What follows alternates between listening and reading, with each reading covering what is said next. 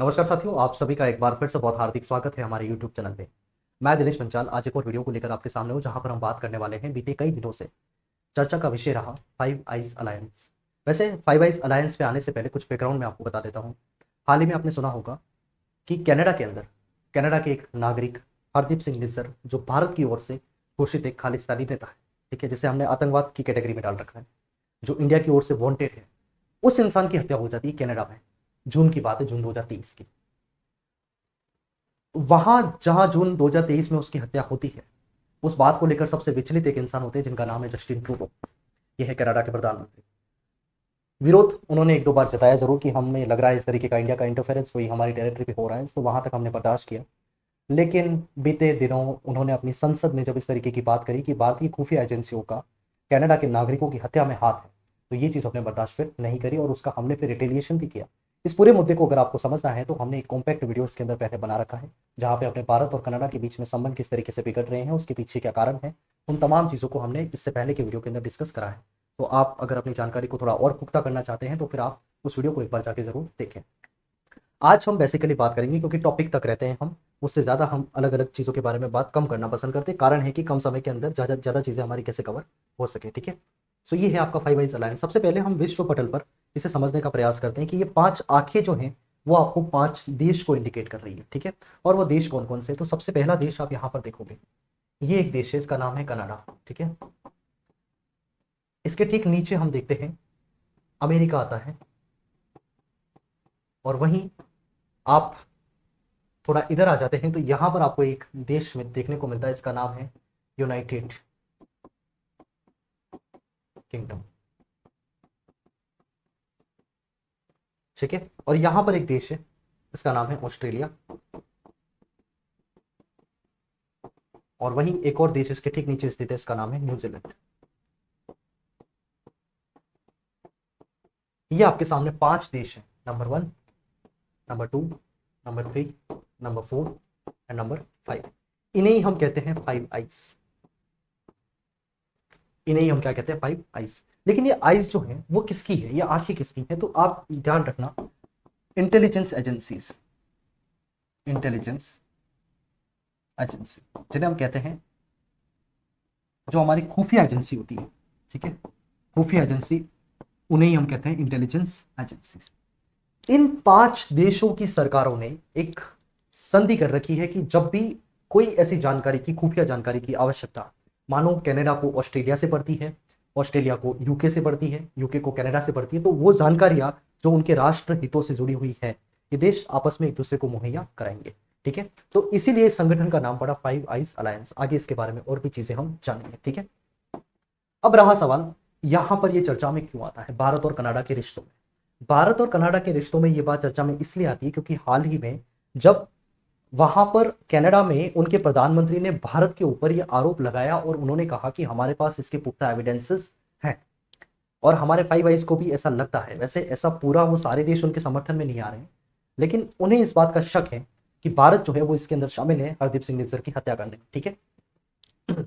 यहां पर आप इसे समझेंगे थोड़ा और, तो ये आपके पास पांचों के पांचों देश हो जाते हैं। इन्हें ही हम कहते हैं पांच आंखें, जो पूरे विश्व के ऊपर क्या बनाए रखी है इस समय, नजर, कि कहां पर उनके देशों के प्रति किस तरीके की घटनाएं होती है, और फिर वो एजेंसीज जो हैं वो उस संबंध में सूचनाएं प्रदान करने का काम करती है। देखो, खुफिया एजेंसियों का काम बहुत ज्यादा रिस्की भी होता है, बहुत ज्यादा डिफरेंट डिफरेंट फील्ड्स को भी कवर करता है।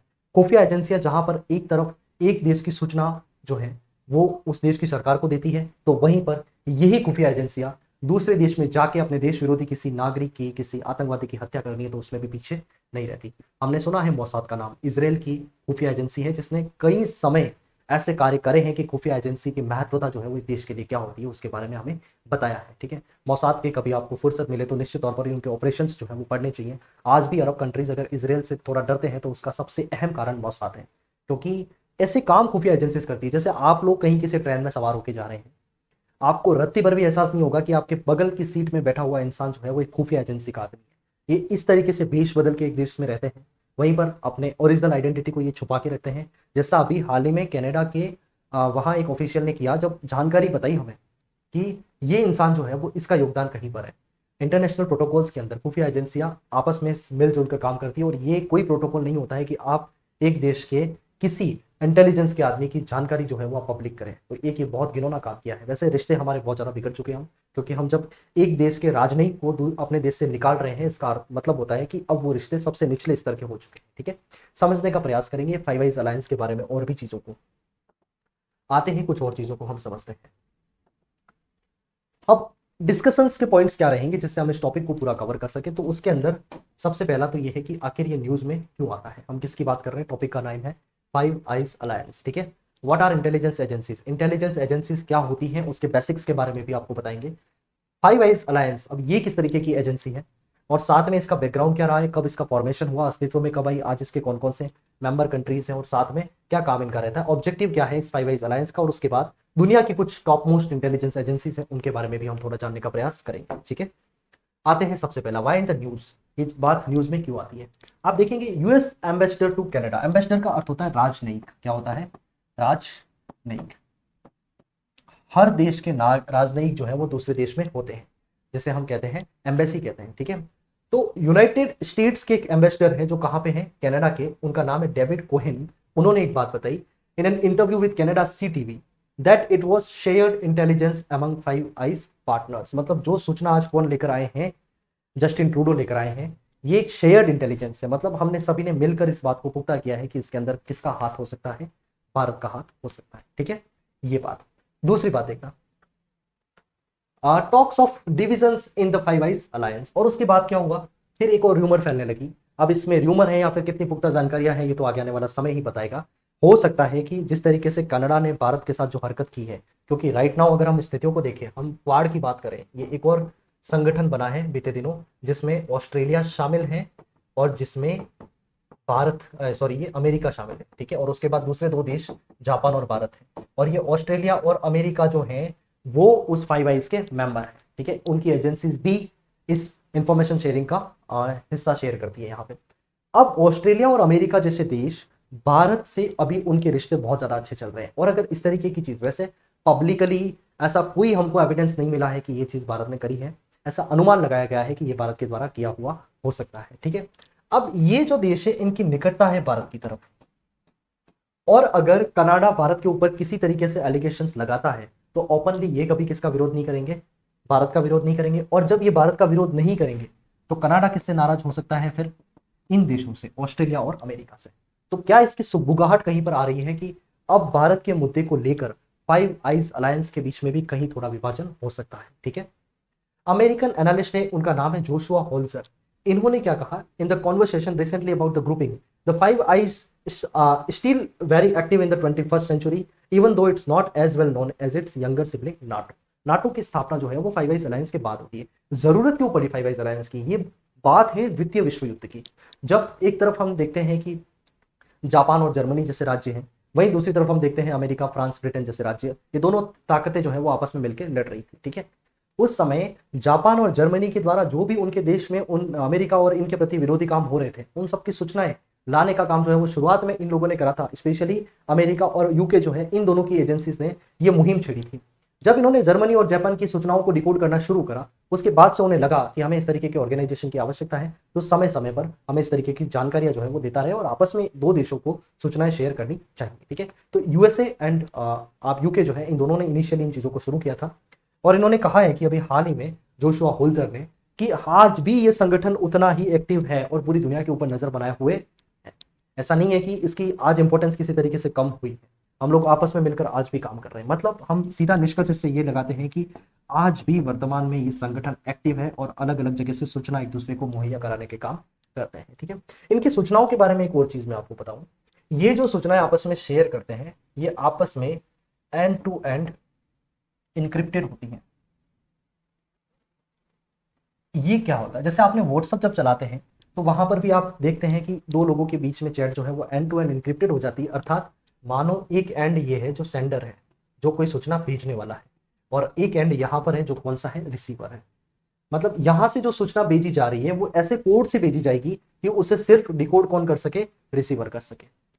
समझ रहे हैं इस बात को। ठीक है, तो अर्थात बीच में कोई भी हैकर या फिर किसी भी तरीके से कोई भी इंसान साइबर अटैक करके इन जानकारियों को एक दूसरे देशों से छीन नहीं सकता। ये इस पूरे मेथड पे ये काम होते हैं।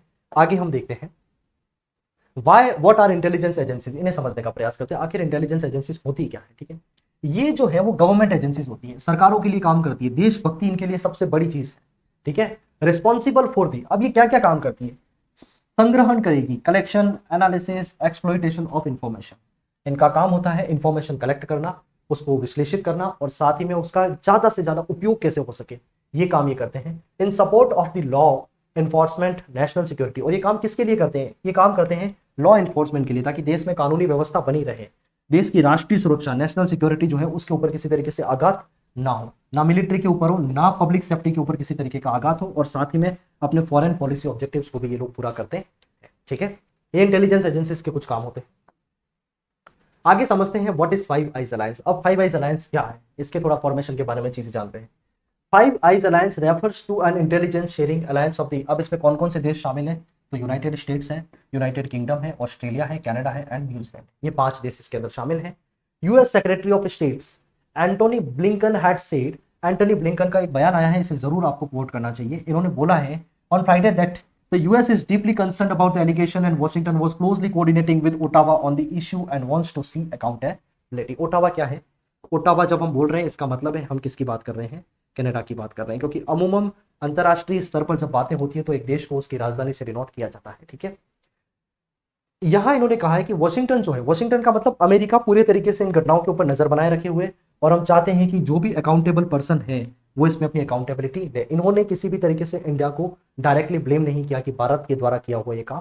ठीक है, other five eyes countries such as the UK and Australia have also said they are monitoring the situation and communicating with Indian official. इन्होंने भी कहा, यूके और ऑस्ट्रेलिया ने, कि हम किससे बात कर रहे हैं, इंडियन ऑफिशियल से बात कर रहे हैं इस बारे में कि आज वर्तमान में सिचुएशन क्या है, कैसे ये डेवलपमेंट जो है वो सारे हो रहे हैं। ठीक है, ये तमाम बातें हमको इनके बारे में जाननी है।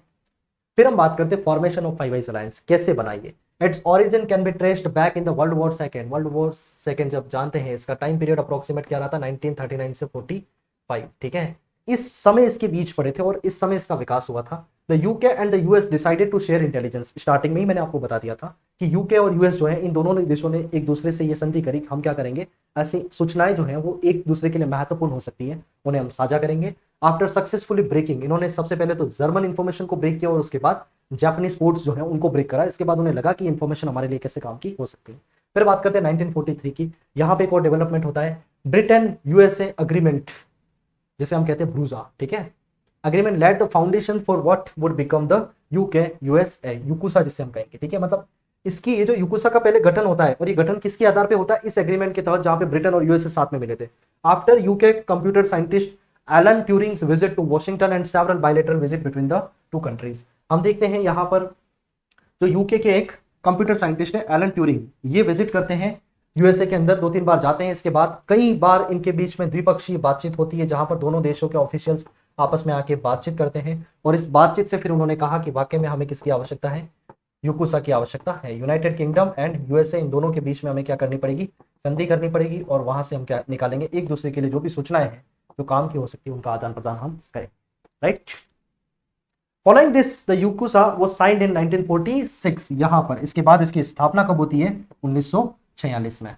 और इसके बाद कनाडा फिर इसका मेंबर कब बनता है, तो 1949 में इसका मेंबर कनाडा बनता है, और न्यूजीलैंड और ऑस्ट्रेलिया जो है वो 1956 में इसके मेंबर बनते हैं। ठीक है, तो मतलब अगर इसको थोड़ा हम डीपली और समझें तो सबसे पहले 1946 में यूकुसा की स्थापना होती है, जहां पे ये यूके और यूएसए ये दोनों मिलकर संगठन बनाते हैं। ठीक है, और इसके बाद 1949 में इसमें कौन शामिल होता है, तो कनाडा शामिल होता है।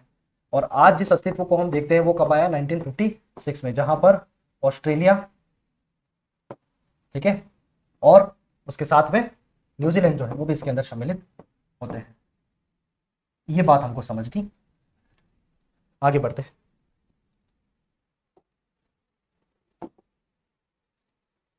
हाँ, अब फाइव आइज अलायंस जो है उनका काम क्या है, किस काम को ये करती है, किन ऑब्जेक्टिव्स को लेकर ये काम करती है। सबसे पहला तो इंटेलिजेंस गैदरिंग। इंटेलिजेंस का मतलब है यहाँ पर वो सूचना जो राष्ट्र हित से जुड़ी हुई है उसको गैदर करना, उसको एकत्रित करना, और साथ ही में कैसे राष्ट्रीय सुरक्षा जो है उसको बचाया जा सके।